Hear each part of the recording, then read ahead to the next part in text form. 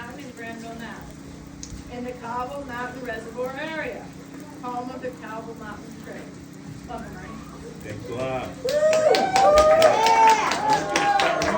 I wear these to here, okay, and they will shut a lot of things out. I don't personally care for them, but it helps me out when I'm doing my job, if you have questions, okay? What I'm going to speak of is actually a message, and I want to make it perfectly clear. I was on the side of the fence that this is no way, you are nuts, you've been doing drugs, whatever the case may be, this cannot be a possibility. There's no way this can exist. Even though I had seen the Patty film, I figured when I was a kid that, well, okay, there's one. And the possibility of it still being alive is probably not going to happen. I'm never going to see it. But it's every little boy's dream. The hunters that are out there, that we may catch the biggest fish, or we may see the biggest bear, or we may get the biggest deer. I hunted by myself many times. Okay? Never did I think that this would happen. This is the first time that my family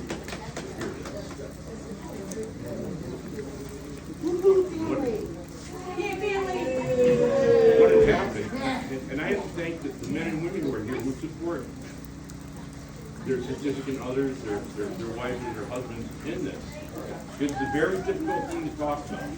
You're asking somebody to relive something.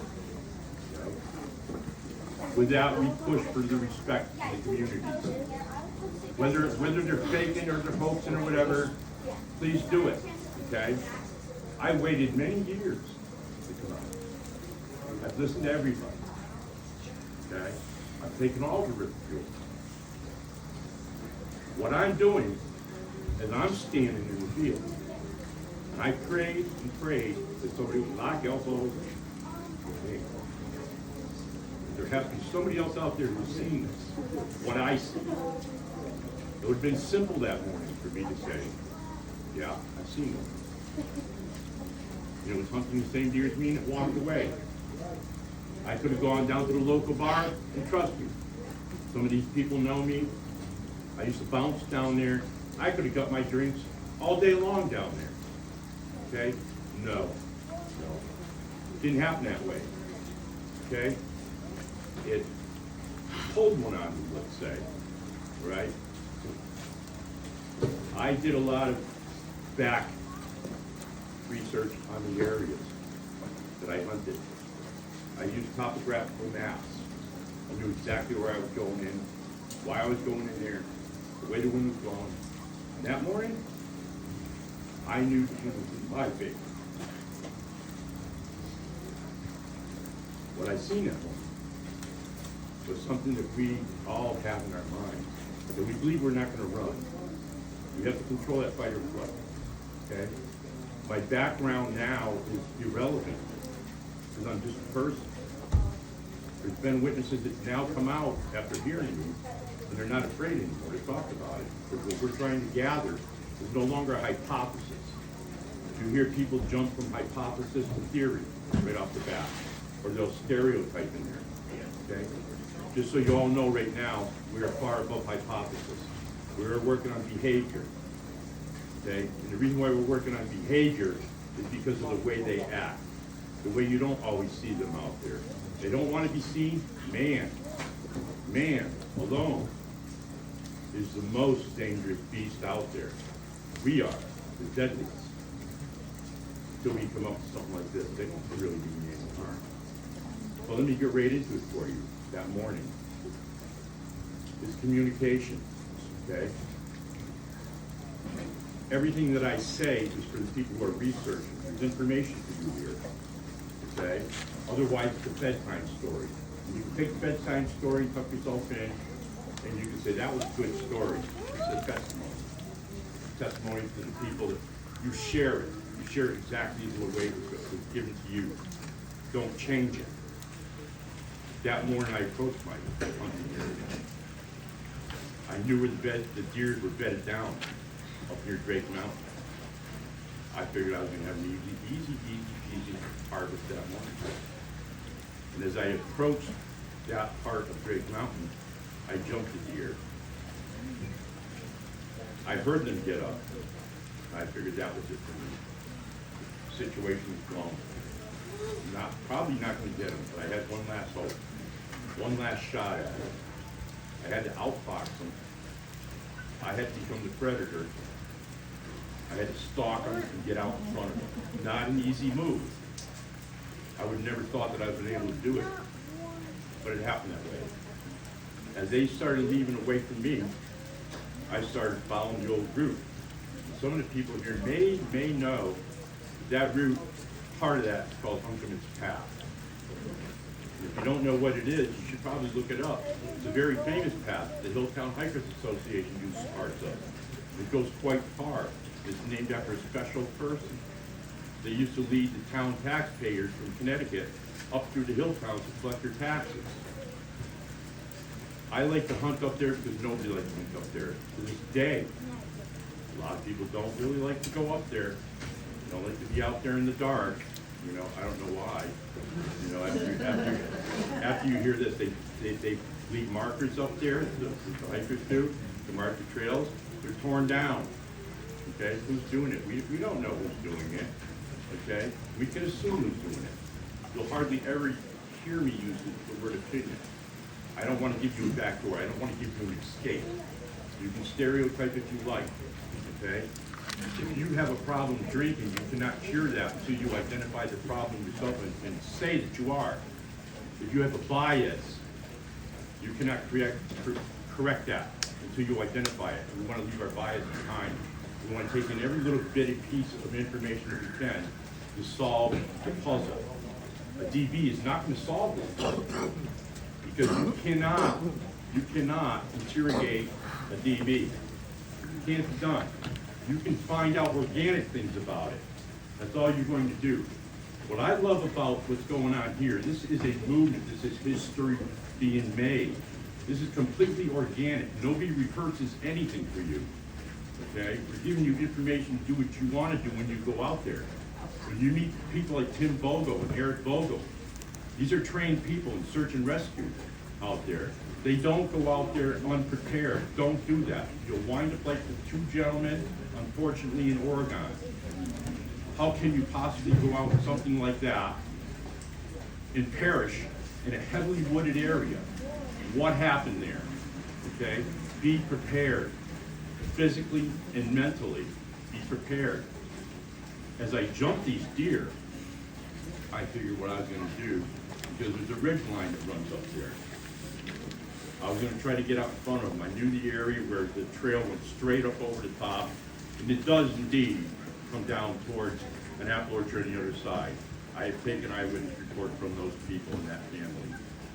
Okay? There's a lot of people that will not come out, will not speak about this, for whatever reason. You know, I won't get into their reason, but we know each other, okay? At the top is dog legs. If people don't know what a dog leg is, that's when your trail almost back corners on itself. You go down the other side. That's what it did on Drake Mountain that day, okay? My objective was to get to that point out in front of them where a stone wall had gone across that dog leg, knowing that there was beech nuts in there. I knew their food sources. How can you possibly go hunt deer or go fishing and you don't even know if there's fish there or not? You got to check it out, okay? I knew all their food sources. That's why I was in that area. I was going to back them, okay?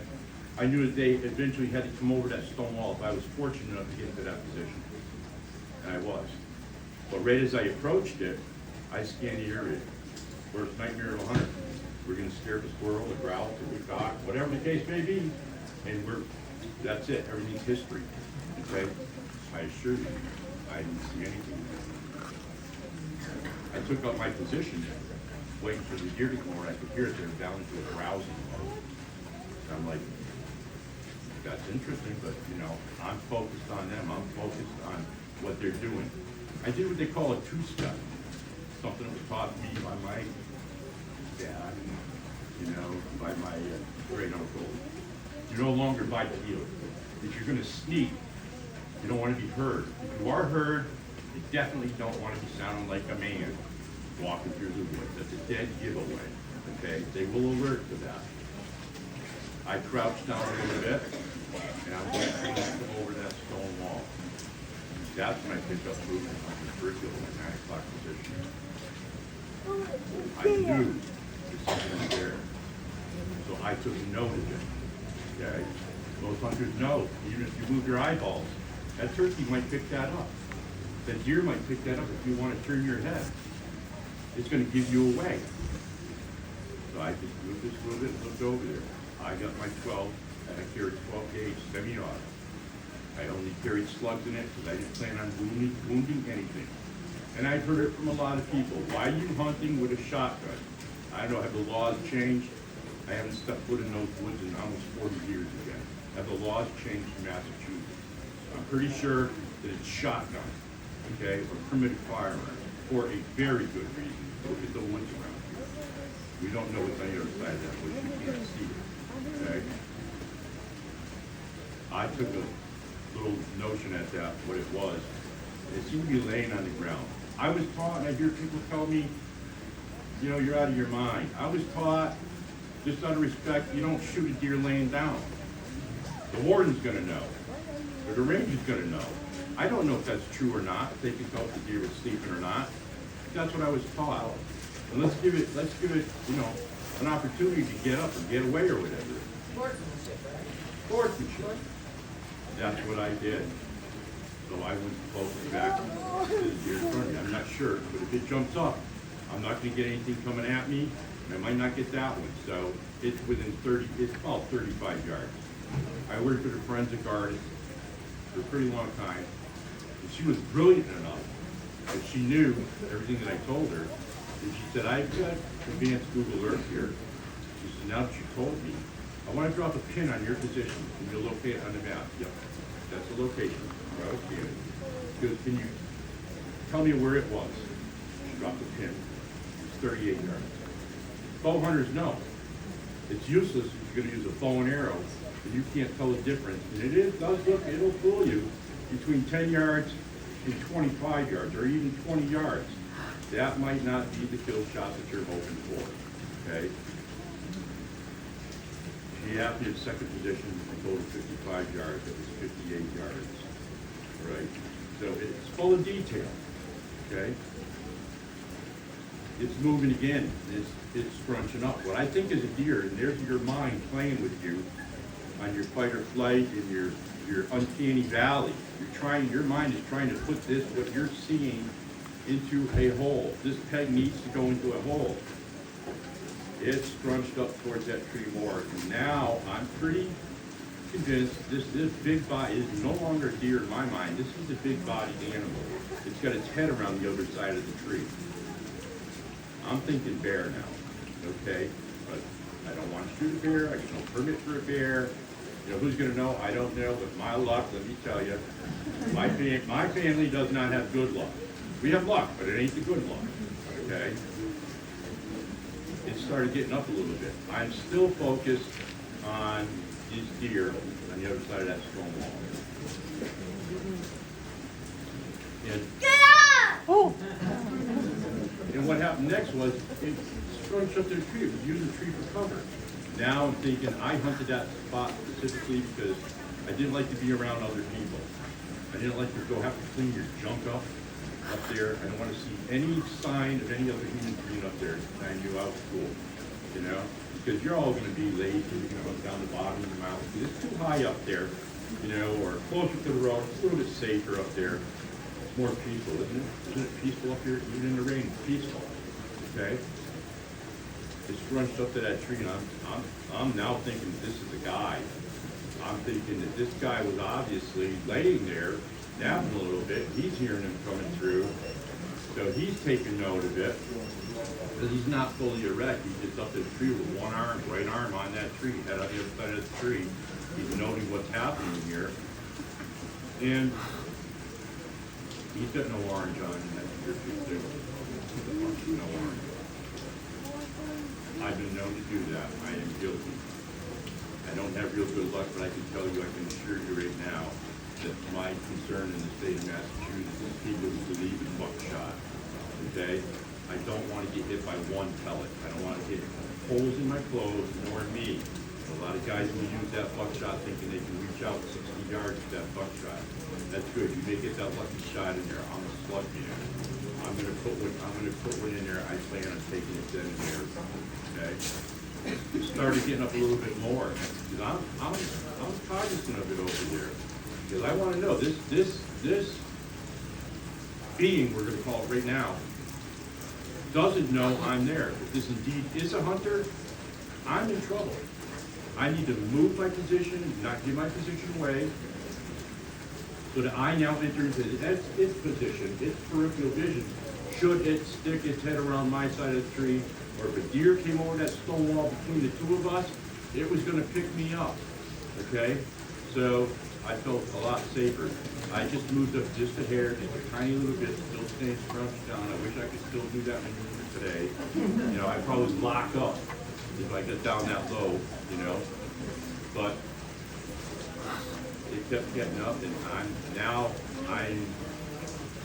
at the point where this is the biggest man. I've seen some big men. This is the biggest man I've ever seen, you know. And all hell broke loose on my side. 8 years ago, people were under the assumption that they didn't eat meat. They didn't climb up trees. I can't climb up a tree today, but I can assure you that I can climb up. I used to be able to climb up trees.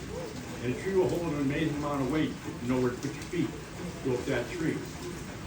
What I heard on the other side of that stone wall is I can only liken it to like a WWE SmackDown.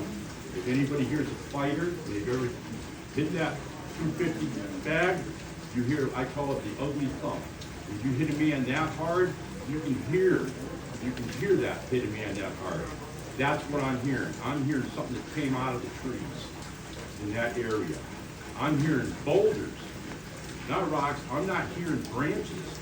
I'm hearing limbs snapping over there. Well, this thing's slowly erected this time.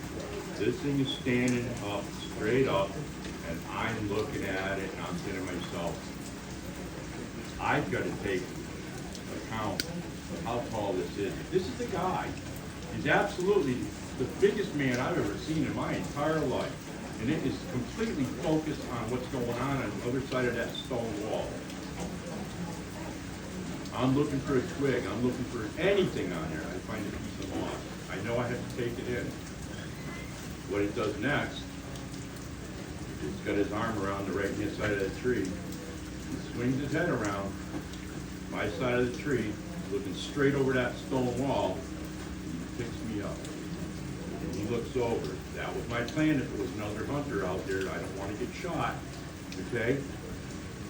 He picked me up in his peripheral. He looked back where it's stone wall, and he snapped his head at me. You can interpret it any way you want. This is the way I interpret it. You couldn't believe I was standing there. I couldn't believe he was standing there. To tell you the truth. I didn't know anything about these things back then. But I definitely knew one thing, that this was not a man like we are. Okay? This was a lot different than that. At that point, I assured you wholeheartedly it would have been easy if you just walked away. I could have gone down to Brittany's in downtown Westview and got myself a drink and relaxed a little bit. No, he had to make life miserable for me. Okay? When he picked me up in his peripheral and he did that double snap on me, like, where did you come from? That's the look on his face. That's the look on his face. Like, I look at somebody and I tell you something, I want to see them lights go off. Okay? If them lights go off, I know you understand. That's the way we talk to our children. That's what he did with me. It's concerning. Because when we look at David Paulides, he's missing 411s. That's the part that shocked me. Because at partway through this testimony, you're going to realize yourselves that if you ought to approach it. Because that was its intent. It did not know what I was.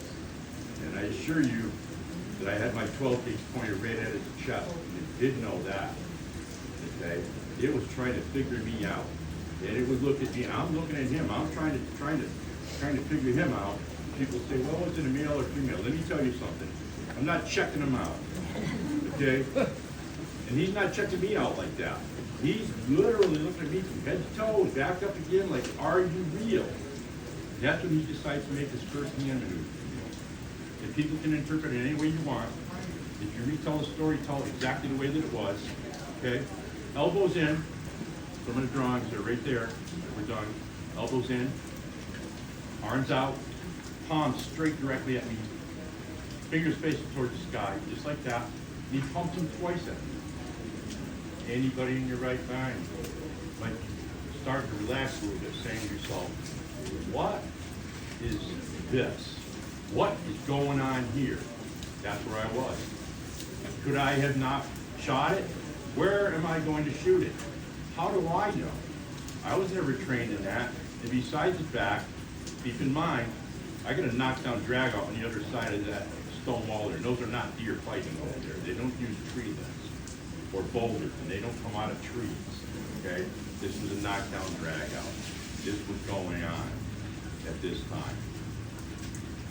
He faces off with me because when he came around my side of the tree, he put his right leg out, used that tree for balance, grabbed it with his left arm, and swung his left leg around, squared off right with me. And he gave me that hand signal to check me out. He doesn't stop there. He decides he's going to continue on walking at me. I know how bizarre this sounds to a lot of people. I went through a lot today to tell you this, because there's other eyewitnesses out there. I want them to come forward with pertinent information. If we were to get off of this theory, or not even a theory, okay, is all they've had is tracks for 50 years. And the majority of state tracks are not proof of evidence. So yes, they are. And you're going to starve to death if you're going to go get a deer, and I'm going to go get a deer. You want to go sit where there are no tracks. I ain't sitting here. But he starts walking towards me, and every single time he gives me a hand signal, and I'll tell you what they were, he stops. And he looks at me like, am I getting this? Me, I'm looking at the whole situation, trying to suck it all in on how far is this going to go. And I'm thinking, okay, I'm lowering my shotgun. A lot of people, like flabbergasted, say, why are you lowering your shotgun? It's winning me over. It didn't mean me any harm. That's what I'm thinking. Is that what happened to these people on David Pilates? Were they won over and taken away, abducted, whatever? Can we look at that a little bit, And he's taking another step from me. He's closing distance on me. And he decides he's going to give me another hand signal. It took me a long time to dig these hand signals out, And we all know, as men know, if we walk into a bar, one of the things that I'm not going to do in a bar is I'm not going to go, I'm calling you out. We've got some problems going on here. That's not what he does. That's not what he does. Some people want to interpret it the Native American way. Well, there's big language in Native American language. What I got in the interpretation, 3 different interpretations, all mean the same exact thing. The first one is he recognized me as being equal to him. If I go like this to you, if I go like that to you, I'm better than you, right? I'm better than you. But if I go like this to you, that's a different feeling altogether. 3, the other meaning of that is he recognized me as being a master of the woods. He didn't know what I was. He didn't know where I came from. I was in the complete open the whole entire time. And he had his head around the other side of the tree. Me personally, I think he belly crawls up to that. I think he was on a pinch point. He was ready to ambush anything that came over that stone wall. They were hunting the same deer as I was hunting. He proceeded to walk closer. As he walked closer, he looked at me again. He gives me this other hand signal. This hand signal. I understood. And you'll understand it too. He puts his arms out, same position as this. Down, palms down, same distance apart, fingers together.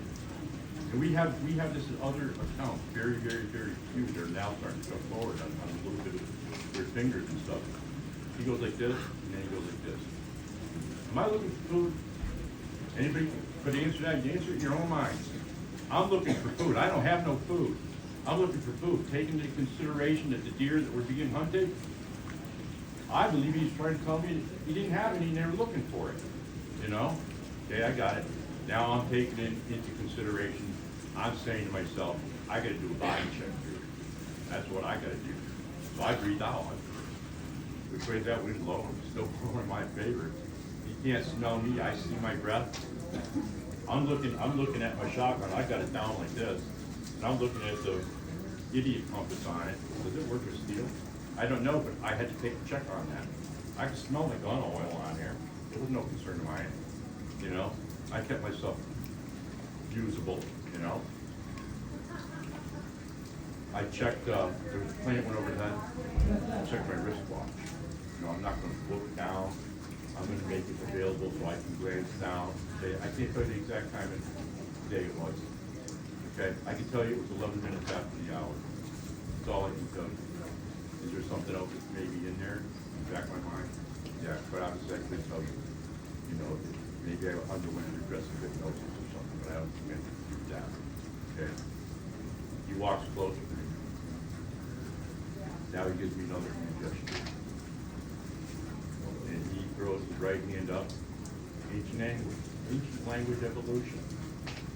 Orangutans do it. Closed fist, pointer finger. They go like that. People want to say, well, they're primates. We're a primate. Bad news, we're a primate, okay? He does that and he points over my shoulder. And he points over my older shoulder, just like that. Do I understand? Everything he did. He was waiting for me. He was waiting for me to see if my lights are going on. You know? Oh, they're going on. They're tripping at this point. I'm not afraid. I'm a little bit concerned, just a little bit concerned on the approach. Okay? He proceeds to walk closer. At the point that he got this closest to me, I used to say it was about 5 yards because it did terrify me. He got that close and it won't be that much. But when I tell you what he did, you're going to agree with me. He was much closer. He put his hand out between the two of us. I seen his forearm. I seen the back of his hand. I seen the front of his hand. I seen his fingernails. I didn't smell anything. I can tell you the hair length. I can tell you why at 50 yards it looks like they're all hairy on the face. And I will get into that. But he was close enough to me that he put his hand between the two of us. He put his palm up like this. So I had to look down. Yeah. Is this a trick? Is this what's going to be happening here? I carried a sidearm. Sorry, I'm in the woods by myself. I need something in case something happens to me anyways, you know. As a fighter, I learned at the time to not move my shoulder. To try to attain my weapon without moving the shoulder. And as I stuck my hand down like this, trying to keep contact with him, trying to make it look like I'm looking at his hand, my palm had just hit my grip, my pistol grip. And just at the exact moment it was hitting my pistol grip, it caught my body movement. And it wasn't really happy with me, okay? It proceeded to do this on its hand. It wanted me to look at his hand, okay, we got it, I'm gonna look at your hand. I can tell you what I see. Everything's body proportionate. The markings on its hand are the same as our hands. Didn't have a lifeline. You might as well, when you suck all this information in, look up headlines too. Might make a little bit of sense to you. It's all around that time that fighting on the other side of Stonewall receded. It was non-existent at that point. It did that. It was close up to me, as I can tell you, that I came a little bit above his bicep. Below his shoulder, above his bicep. Probably shorter now, but at the time I think I was closer to 6'3", you know? I repeated back some of the hand signals, not knowing what I was doing. I knew I had to do something. I knew it was gonna become a point, is he's gonna get mad at me because I'm an idiot, you know? What's gonna have to go on here, you know? He looked at me, and he bowed his head slightly. Respect. His blue eyes. Okay? He looked over toward the stone wall, turned just slightly over the stone wall. And he let out 3 whoops. And he put his hands just like that on the poster, up to his mouth. And he whooped 3 times, a second and a half in between each time. I'm pretty good at timing things. I used to be a fighter. I can count my rounds, I can tell you what I got left, how many I shot, you know, the sequence was going on, pattern, different things. He looked back at me, he did the same head gesture. He looked back over that stone wall, and he whistled. I have heard many times, hunters in our hunting party, that was one of the things that we would do if we were spread out. If somebody came across some good sign, just a whistle, you know? And the guy closest to you would move in on it to see what the heck's going on, you know? Well, he went, I can't do that anymore, but it was a come here whistle.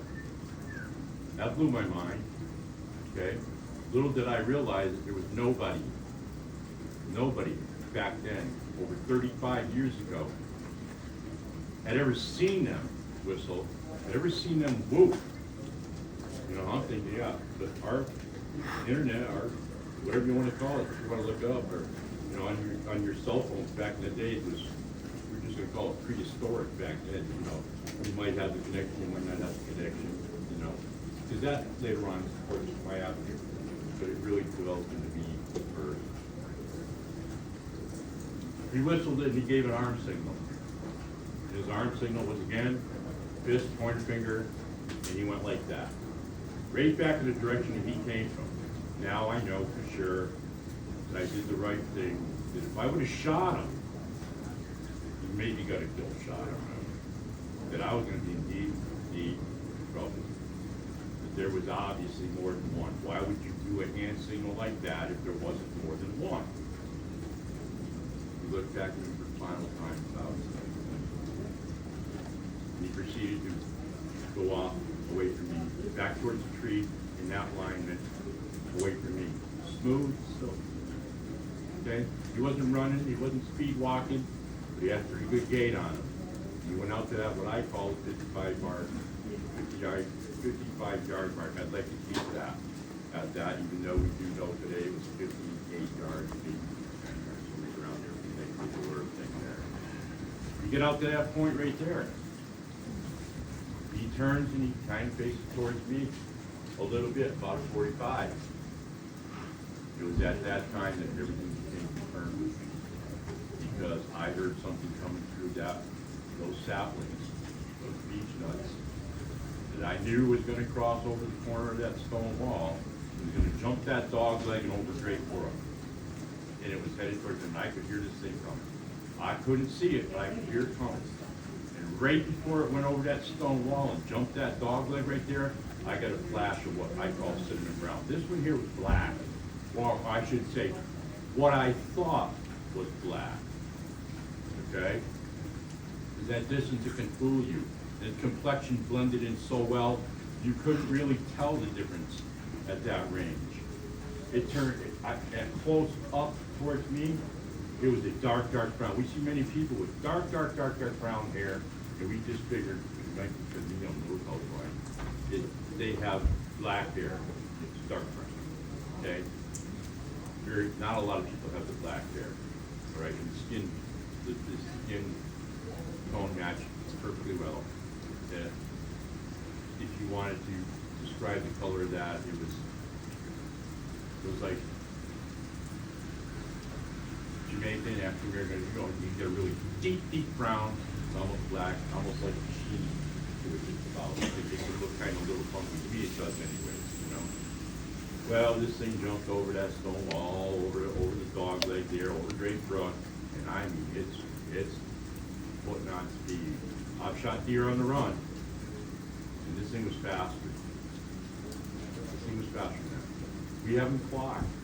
You know, I've read a lot of reports. I've vetted a lot of eyewitnesses. Okay, people who've been in cars. You know, they'll come out and say, I looked at my speedometer. This thing was cruising down the road, right? And it came out and just ran maybe 50 yards alongside the car and jacked back into the woods right there. I was going 55 miles an hour. This thing was almost keeping up with me. But you know what? A deer runs at what, 38 miles an hour? I assure you, they can run a deer down. You did not outrun one back to your car. Okay, it chased you out of the woods. They wanted to catch you, but when they, to me, it made no difference if you locked yourself in the car, it probably would have tore your car door off. We see evidence of stuff like that where it's breaking limbs and things like that. The man can't do, we find bone piles that only man makes. Only man makes a bone pile. And these things are twisted, they're fractured, okay? And the bone marrow has been taken out of them with a stick. Chipmunks don't do that, squirrels don't do that, beavers don't do that, okay? So we only got one thing to think about there. Anyways, this one here, we're running over to that one. And it was a little bit above its shoulder, so I can tell you right now, because I measured it on the tree, and I'll tell you that in a second, it was the first one, how tall the version was. And you can assume because I didn't want to show it, just a little bit above the thigh stuff. And they had a little conference over me. You know, I've had people, you think they're talking about you?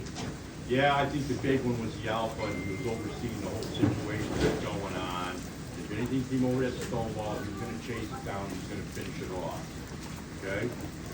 Well, they're having this little samurai chatter. I'd never heard it before. I heard it afterwards, and I was ready to call Ron. I told him I had his number. I would say, hey, Ron, guess what? You didn't see him? I seen him. That's them. That's them talking, you know? People say, well, why does it sound different than this recording over here? Oh, it could be hoax, could be whatever fake, whatever case, whatever you may think about that. But let's face it right now, if we have a conversation about a pizza and we're in New York, we can have a conversation about a pizza in maybe Florida, and it's gonna be entirely different tone, whether we liked it or we didn't like it. Well, it seemed to be a little chewing out thing going on between the big one and the smaller one. And the big one actually pointed at me, and the smaller one had to go like this and look under a little limb to see me, and it does a double take on me. So I'm pretty sure the big one ratted me out. Okay? And I mean, up until then, I'm saying to myself, maybe I want to follow them. Where do they go? You know, they go down behind a boulder? Do they hide up in the trees? Where do they go? Nope, they changed my mind. I think we changed my mind real quick after they had the little back and forth going on there. And he points to that littler one, and he does the same thing with his closed fist and his pointer finger, and he goes like that. Okay, you're going to, why'd you do that? Why don't you just tell him? Was that for me to see? Was that for my own protection? Was that big one giving me that much respect? He told that one to basically flank me. That's what I would have done to somebody if I was comfortable with that. Get over there. Over that way. I'm going to go around over this side here. That's what he did. And they took off. That's when I kind of had to take myself and say, you know what I need to do, because you were all seen here by me. Everybody, this day was seen, and someday I would be in front of all of you. And I was able to give you this information that I did not run. I'm glad I did stay. Because information researchers need too. Do they communicate? Pretty sure we can all agree right now. Indeed they do. Indeed they do. Okay? I walked over to that tree. I found that piece of moss on the tree. I stood next to that tree, put my hand on top of my head, backed up a little bit. You know, your fingers on it. I come up to 7 foot 8 inches. Until 8, 9 years ago, people were like, you know, they're like 15, 20 feet tall. Maybe in Canada, the snow gets a lot deeper, okay? But this one here, I'm telling you what I measured off on it. What's the next move that we would have made? We think out that far outside the box? I need to measure the stride. I want to know the stride on this thing. Because I'm not seeing, per se, a track imprint in the ground. What I'm seeing is foliage that had been compressed. So I knew where to start it, right at that tree, and where it ended. I couldn't match it on my first try. I backed up the hair and tried it again. I couldn't match it. I backed up a little bit more and said, you know what, give it a really good shot. A really kind of like a little hop jump. I didn't match it. So I know that was pretty much, I got something close to an 8 foot mark going on here. 7 foot 8. I'll give him north of 500 pounds. So if it was something like that. Let me tell you, when I say physically fit, I mean, there's people here today that don't even I used to train about that stuff. I've seen some physically fit people. I've seen WWE guys I've seen some big men. This thing was absolutely the epitome of the most fit, the poster boy of being in shape, okay, at that size. That there pretty much ended my day for me. And I kept it quiet. I figured, well, I did find somebody to talk to. We don't mention names or anything like that. The other thing we do is try to keep it organic, like I told you to begin with. But after having a conversation with this gentleman, I shut up. I shut down. Because he was the go-to guy. He was probably the go-to guy in the world at the time. And it was like, there's no way. This did not happen. They don't do that. Guess what? They do. It's our message. That's what this whole thing is about here. To change this perspective. If you come across one and you were fortunate enough to have them come out in front of you like that, you have won its trust. Okay? They are not going to show themselves to somebody who's not trustworthy. Believe me on that. That is a covenant. That was another question asked me by a good friend of mine. He happens to be Mohawk, okay? He asked me when I looked at his palm if I seen a scar. I can't say I did. Can't say I didn't. Can't say I did. But had there been a scar there, that would have been a sign of what they call the covenant. And us men, us older men, that was one of our things when we were little kids. Make you bleed a little bit and swap the blood right there. And we're blood brothers from now on. Was there more to it than just that? I did not see that scar. I can't remember. Okay. I left the area, and what I tried to do was investigate me. That was the least of my concern. That was absolutely the least right there. Why did this happen to me? Who am I going to tell this to? You know, who's going to believe this? But I got news for you. What would any man do? You go to your father. I sat down at the breakfast table with my father. And I would share this with you. Been out many times to the hunting party. I've seen things out there that just pass off. Now we're familiar with structures. We pass it off. They're very subtle in what they do, unless they're interested in things. You win them over like that. I remember on one hunting trip, we gave up our hunting area to go with my great uncle to this area because he was getting on and he was kind of sick. And my brother and I went up an old fire road, and we were told that if we see anything unusual, it was weird to say that, did, to take the walkie-talkie, our call sign was beach nut.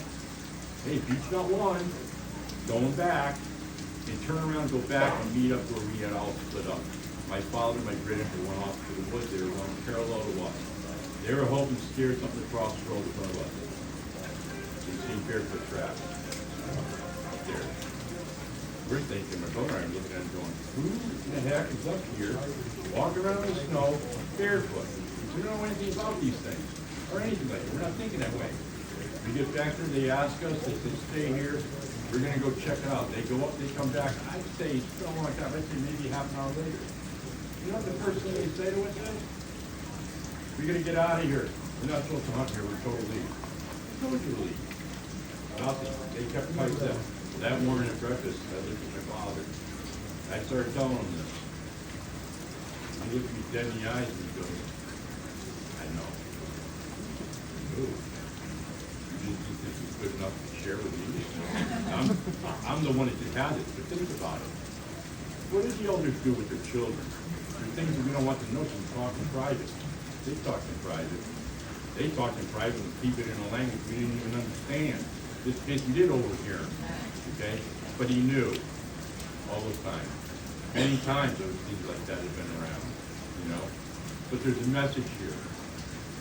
They indeed do communicate. They indeed will communicate this truth, you know? And that's the movement, you know? We're on a new thing here. Some of the people that I work with, we are no longer on a hypothesis. We are on a theory, okay? And that theory is behavior. These things we know for a fact, okay? They'll go through a campground, they'll take a stick, juvie, while the adult may watch, okay, the alpha, tap the can. They're looking for a can with something in the can, okay? We have one researcher in the mountains in Oklahoma. I'll think of the name, but anyway, you probably would know the gentleman anyway. Him and another guy, they were known as a group of 400 members. They invited me into the group. And this is what they had presented me that they wanted to know the answer to. It freaked them out. What had happened was they had to actually blaze the trail about 11 miles in. They had to cut it. They're on ATVs. Now on the way in, one of those members lost his walkie-talkie. That's not good, but he lost the walkie-talkie. There's something else that happened. He didn't realize the book they took that morning had family pictures and stuff in his pocket. When someone fell out when they got to their destination, he was taking off from his pocket. 5 days later, they're headed back out on the same trail. In the middle of the trail, you find 2 rock turns. In the first rock turn, walkie-talkie. The second rock turn, one of the family pictures. How is that possible? Can we possibly look at that and say, come on, there are no coincidence. There's no coincidence you're here, hearing these people. You know, there's no coincidence when you meet somebody you don't know who this person may even be. You stereotype right off the bat, only to find out, yeah, you're speaking with somebody that's highly intelligent, talking about chemicals and everything else, and, you know, that's where we are today. You know, you're breaking ground right here, right now. You never hear about New England area, let alone the Berkshire area. It's very steep in history around here. There's a lot of things that happen around here, but it's never spoken about. Well, it is now. And it's going to move forward from here. You know, I appreciate you all coming here, and I hope that everybody does get that message. You don't need to be English said, we don't need to connect and find anything out.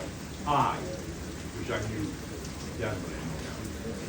I would love to sit down with them. I would love to lean that over and have the same relationship they had with some of our ancestors, Native Americans. They traded with them. Native Americans traded with each other. What language they used? They used sign language. Why was that broken? We come up with one thing. They are not warlike. We are warlike. They broke that relationship off with us. They're the Indian wars. Okay? They seen what we were doing. They didn't want any part of it.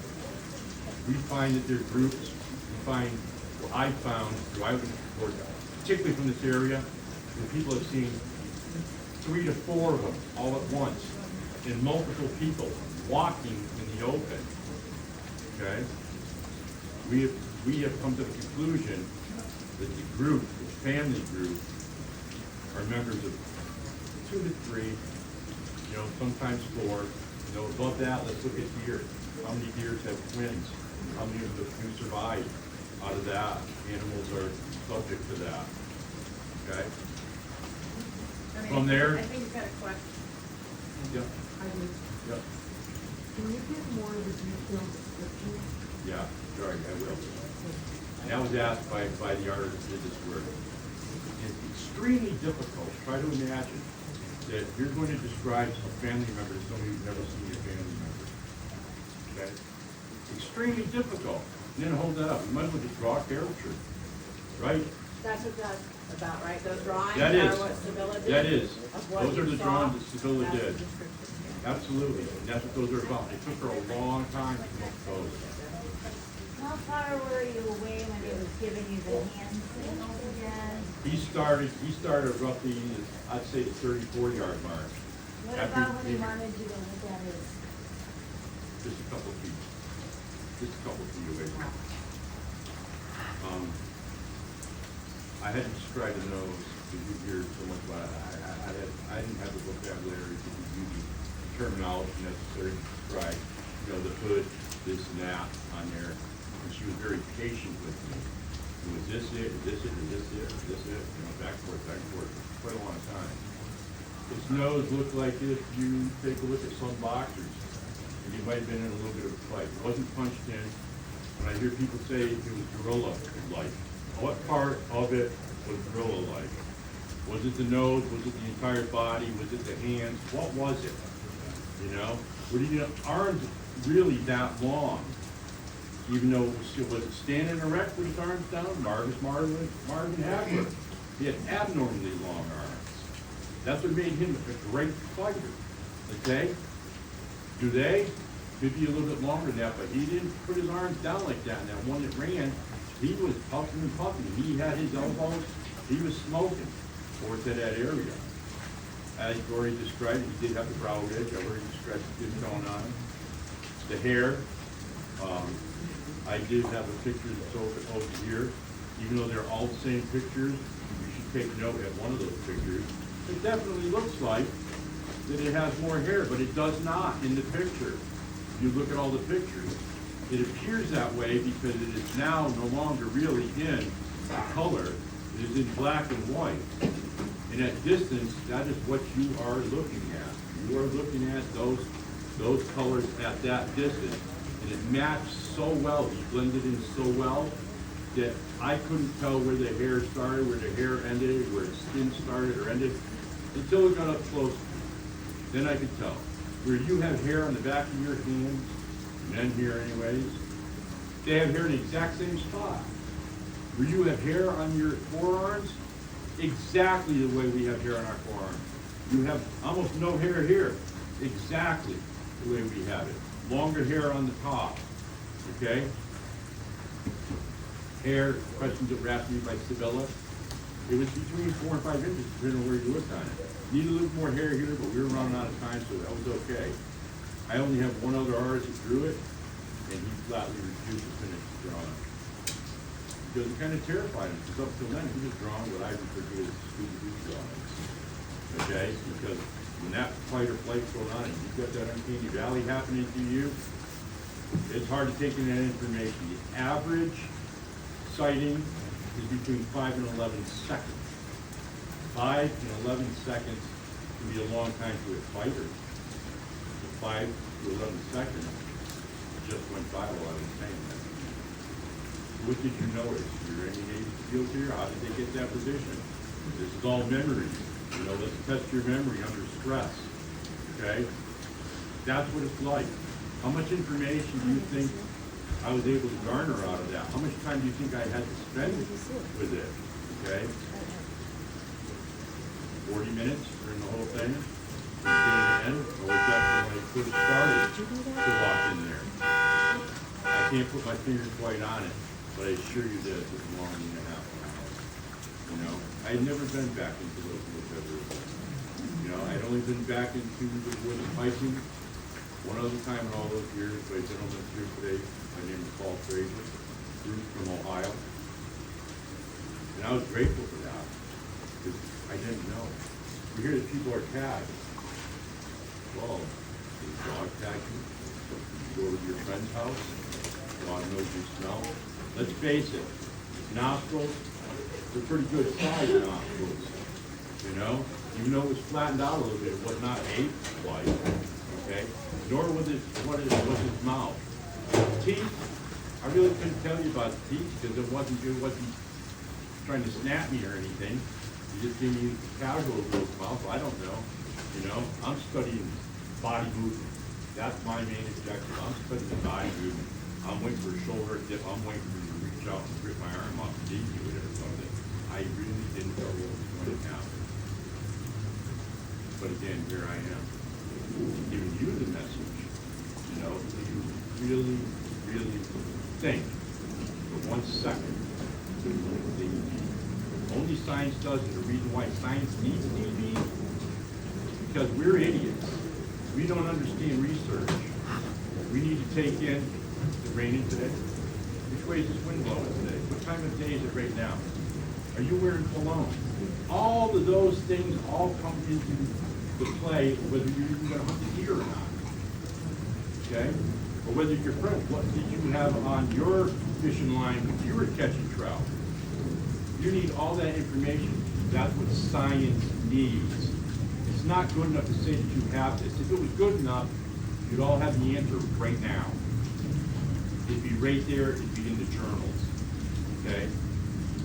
It's up to us to do better research, take it seriously, and if you are gifted, some people say you were blessed, Ernie. You really think that's a blessing? To undergo that for all these years? I don't really think so, but it is definitely a blessing to give you this message today. You know, for you people, the first time hearing this, I'm very grateful to my family for being here, or to hear this. It's the first time. They